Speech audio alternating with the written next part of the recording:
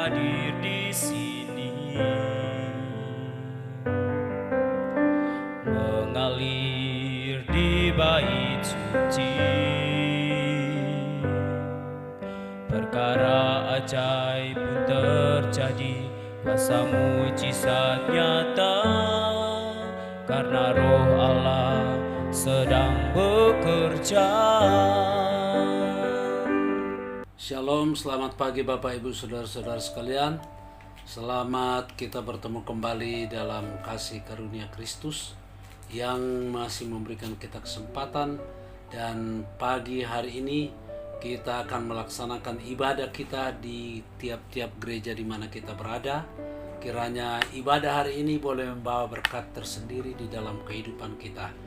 Dan sebelum kita melaksanakan itu, kita akan membaca dan merenungkan firman Tuhan yang saya akan sampaikan melalui renungan pagi pada pagi hari ini. Tapi sebelumnya kita berdoa. Bapa di surga, Bapa dalam nama Tuhan Yesus, kami tetap bersyukur apapun yang terjadi Tuhan, karena kami percaya pemeliharaan perlindungan Tuhan masih tetap berlaku bagi kami. Bahkan sampai Tuhan datang, Tuhan akan pelihara kami. Kami akan merenungkan firman Tuhan, berkati supaya firman-Mu menjadi kekuatan dan memberikan kami pemahaman, kesadaran bahwa sesungguhnya kami membutuhkan Roh Kudus sebagai penolong kami. Terima kasih Tuhan, ini doa kami dalam nama Yesus. Amin. Pagi hari ini kita akan membaca Yohanes 16 ayat 8. Saya berikan judul Roh Kudus akan menginsafkan dunia.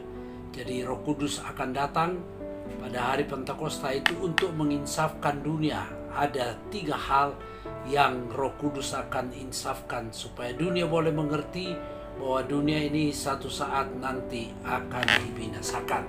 Yohanes 16 ayat 8, dan kalau ia datang ia akan menginsafkan dunia akan dosa. Itu yang pertama. Yang kedua, menginsafkan dunia akan kebenaran firman, dan menginsafkan dunia tentang penghakiman. Kalau ia datang, ia di sini itu kata ganti tentang Roh Kudus. Ketika Roh Kudus datang pada hari Pentakosta, tugas utamanya yang berhubungan dengan pemberitaan Injil ialah menginsafkan. Dalam bahasa Yunani, kata menginsafkan itu dari dasar kata insaf, yaitu elencho, yang berarti menyingkapkan, membuka, membuktikan ketidakbenaran, dan meyakinkan. Roh Kudus menginsafkan antara lain, Bapak Ibu, 1, dosa. Roh Kudus akan menyatakan dosa dan ketidakpercayaan supaya membangkitkan kesadaran akan kesalahan dan perlunya pengampunan dosa. Makanya di dalam Roma pasal 3 ayat 23, karena semua orang telah berbuat dosa dan kehilangan kemuliaan Allah, karena itu semua manusia berada di bawah penghukuman Allah. Nah, Roh Kudus datang menyadarkan ini, menginsafkan bahwa semua manusia sudah kehilangan kemuliaan Allah karena mereka telah berbuat dosa. Yang kedua, menginsafkan tentang kebenaran. Roh Kudus menginsafkan orang bahwa Yesus adalah anak Allah yang benar, telah bangkit dari antara orang mati, dimuliakan oleh Allah, dan kini Tuhan atas segala sesuatu. Jadi Bapak Ibu Saudara-saudara, Roh Kudus hadir menginsafkan bahwa Yesus adalah anak Allah. Ini hal yang benar, ya. Dan dia sudah bangkit dari kematian. Dia dimuliakan Allah, dan sekarang ini menjadi Tuhan atas segala sesuatu. Roh Kudus menyadarkan orang akan patokan kebenaran Allah di dalam Kristus dan menunjukkan apa itu dosa sebenarnya, serta apa itu dosa yang sebenarnya, serta memberi kuasa untuk mengalahkan dunia. Tuhan berikan kita kuasa supaya dunia ini bisa dikalahkan, bukan kita yang dikalahkan. 1 Petrus 3 ayat 18, sebab juga Kristus telah mati sekali untuk segala dosa kita, kepada Allah yang telah dibunuh dalam keadaannya sebagai manusia, tetapi yang telah dibangkitkan menurut roh. Puji Tuhan. Yang ketiga, Roh Kudus menginsafkan kita tentang penghakiman, bahwa akan ada penghakiman. Ya, sesudah manusia mati ada penghakiman, Bapak Ibu. Tetapi Roh Kudus menginsafkan di atas, menginsafkan kita bahwa iblis sudah dikalahkan ketika Yesus disalib. Yohanes 12 ayat 31, sekarang berlangsung penghakiman atas dunia ini.